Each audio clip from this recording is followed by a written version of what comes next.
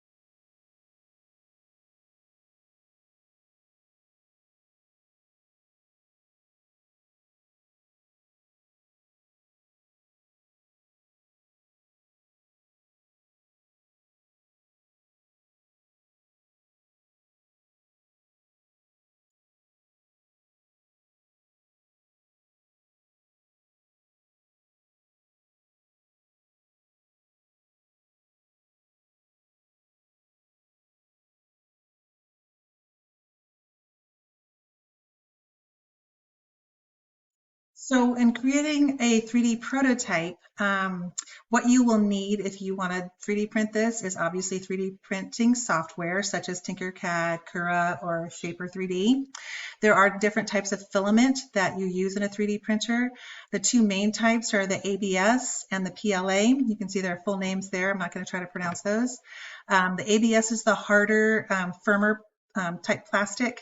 And so that would be used for the actual rings of the sleeve to keep it in place.